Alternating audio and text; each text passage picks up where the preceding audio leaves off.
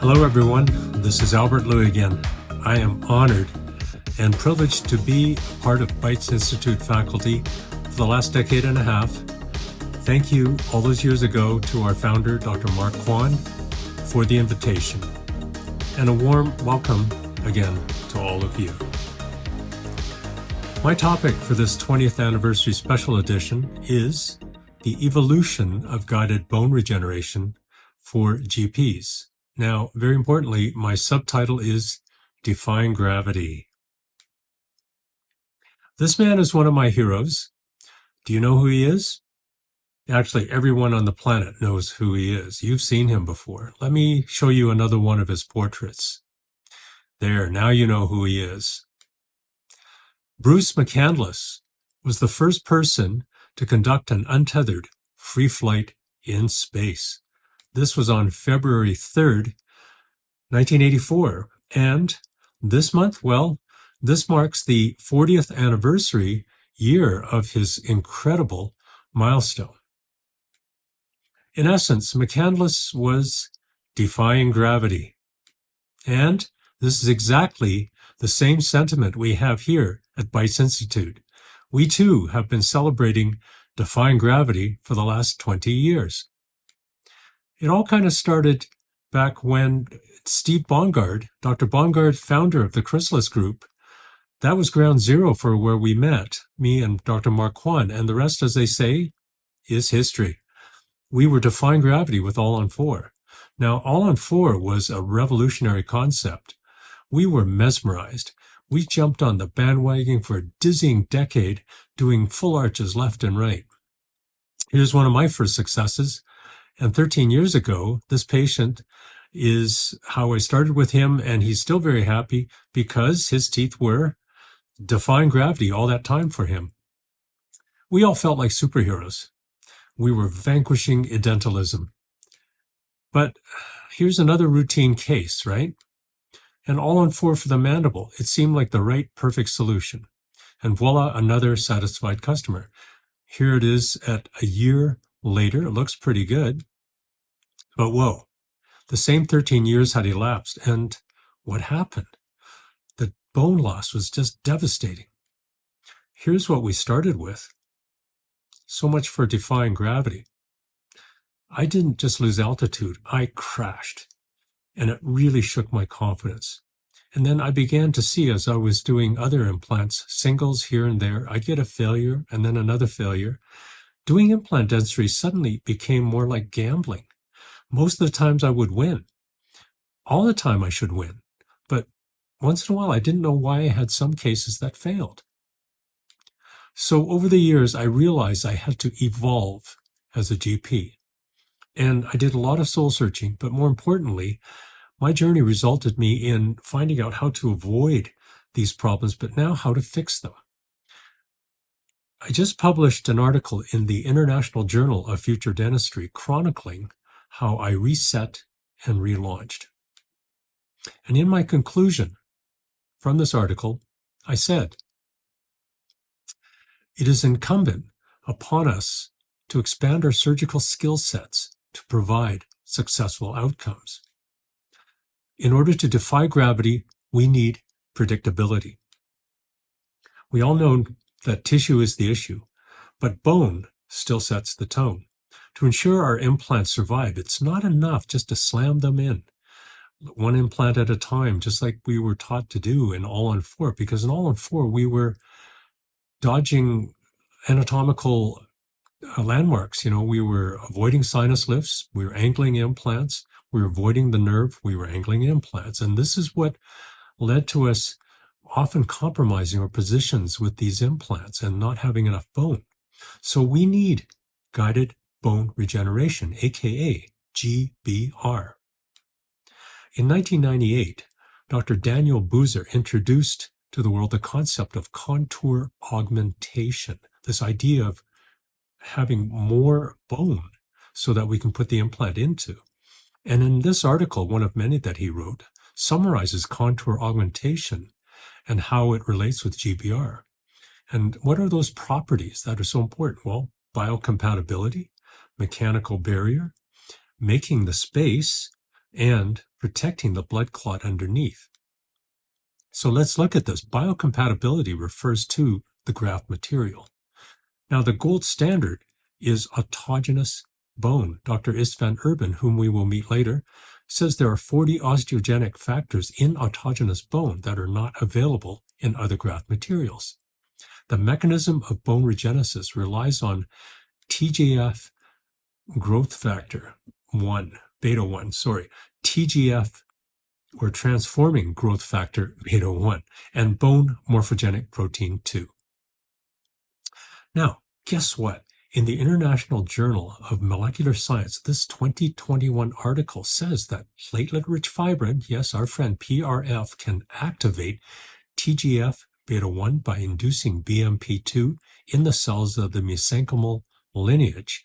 Wow, PRF is one of our secret weapons, right? And it was originally the invention of Professor Dong-Suk Song, whom we will also meet later. And he was also the inventor of sticky bone. Today, we know that contour augmentation as graft envelope, as the graft envelope. Boozer explained the why, but what do we need to know to achieve it? In 2006, Dr. Hom Lei Wang gave us this landmark PASS principle paper. And what is PASS? Well, primary closure for suturing, angiogenesis for the blood supply, stability for immobilization, and space, yes, our final frontier, contour augmentation, the graft envelope. PASS. So let's summarize this. Boozer gives us the graft envelope. Wang gives us the PASS principles. We now know the why and the what. But how do we do this? So let's look at two seemingly unrelated items, sausage and Santa. My journey took me next to Hungary, Budapest, Hungary, that is. And I met this man, Dr. Istvan Urban, at the Urban Regeneration Institute. And I took his complete comprehensive course on sausage GBR. Now, sausage GBR, there's umpteen articles written about it. And it is, by the way, an officially registered trademark for Dr. Istvan Urban. The Urban sausage is xenograft and autogenous bone mixture, resorbable membrane, and titanium tacks to stabilize. Now, here is the order of the skill sets one will need to accomplish this. Flap design, autogenous harvest, flap releases, graft mixture, membrane, an elasticized membrane and resorbable, tacks, and suturing. Now, we don't have time to go through all of the detail of this. So we only have time to review maybe one site. And here, for instance, we'll use the posterior mandible to illustrate some concepts. Now, this is a right mandible with a deep defect. We're going to use several examples throughout this lecture. One of the most important concepts, of course, in this area is the area of the mental nerve dissection. Okay, so this is something one has to be very familiar with the mental nerve anatomy. And once again, that's part of your homework as a surgeon. And here is a beautiful example of such a dissection. There's my mental nerve dissection. And now another critical concept is periosteal releases. Now, we don't have time to go into that in detail. It's not within the scope of this lecture to give this. However, I'll just give you a taste of it because it is so absolutely essential to release the flaps to allow for primary closure. Otherwise, your graft will fail. So this is for demonstration purposes only. It's an advanced lingual technique, and it's also another type of technique that is also available, like such as brushing and that's maybe less dangerous, okay? But all of these techniques, they need to be taken with some mentorship and hands-on courses for sure.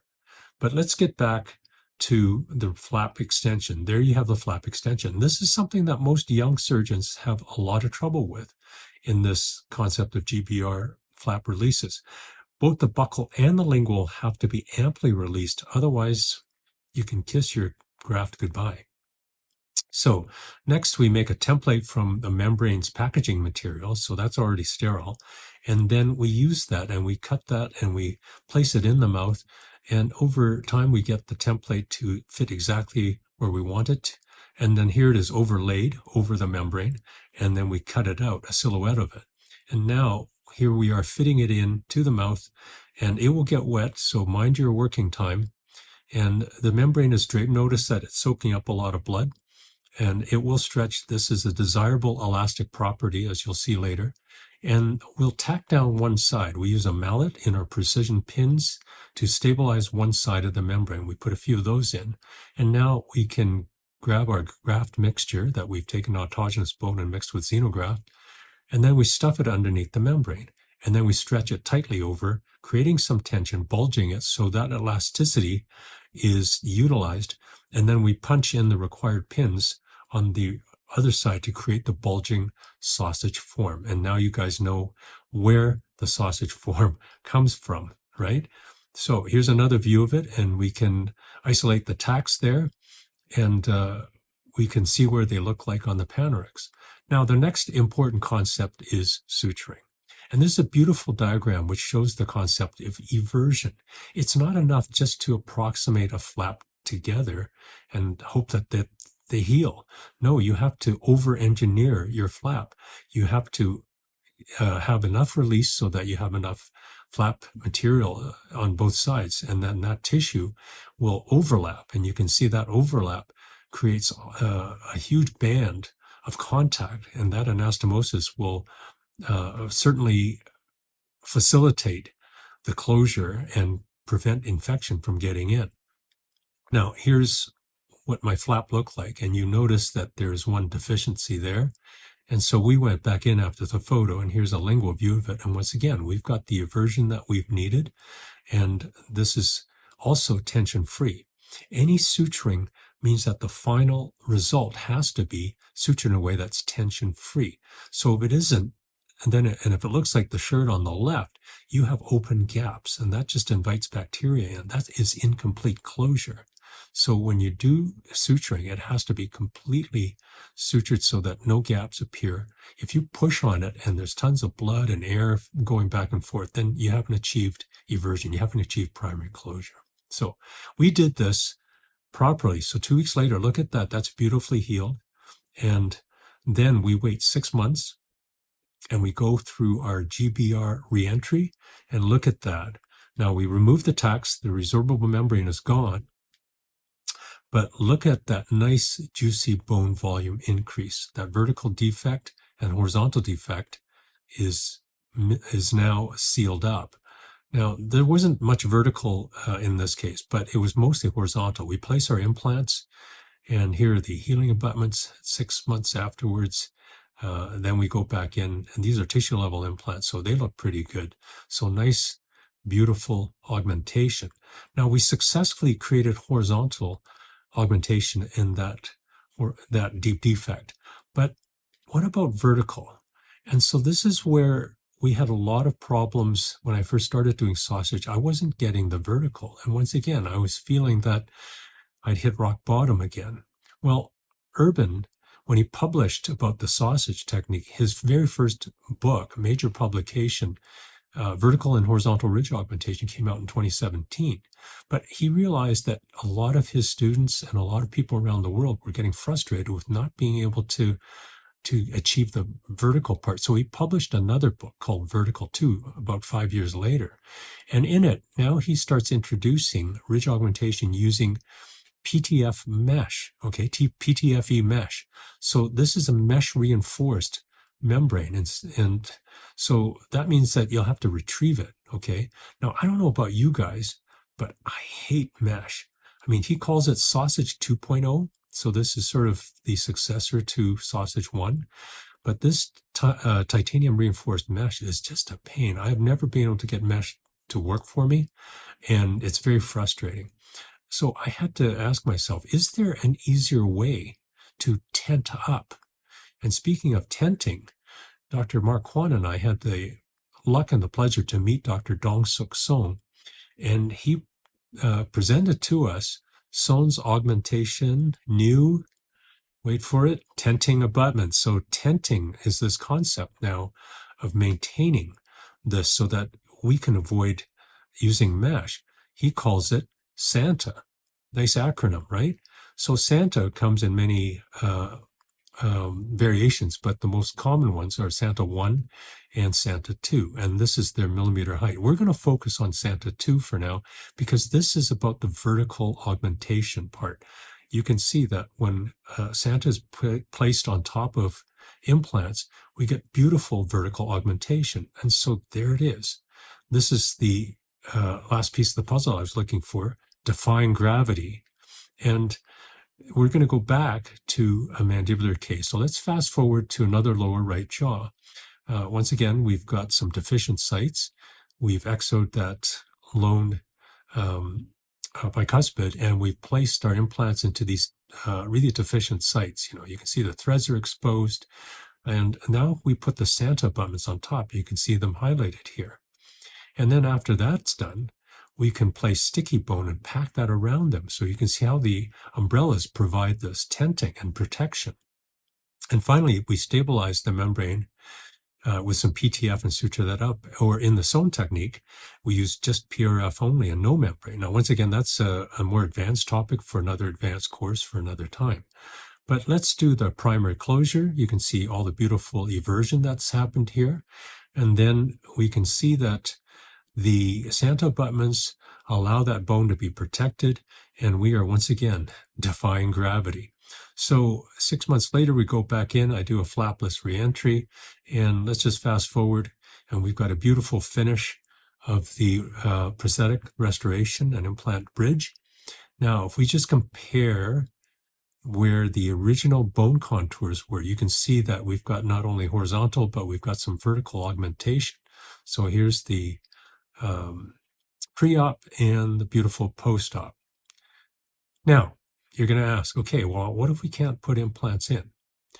Well, if you don't have implants, Dr. Sohn, once again, his genius, he invented SBB. So as part of my evolution in guided bone regeneration, I learned to use these. This is Sohn's Bone Builder, and these are tenting abutments that can be placed wherever you want, not where there's an implant, but where there is some sufficient bone. So once again, that's not within the scope of this lecture. Let's just summarize our wall of fame now. So we have Boozer, we have Wong, and now we have Urban with his sausage, and now we have Professor Sohn with Santa.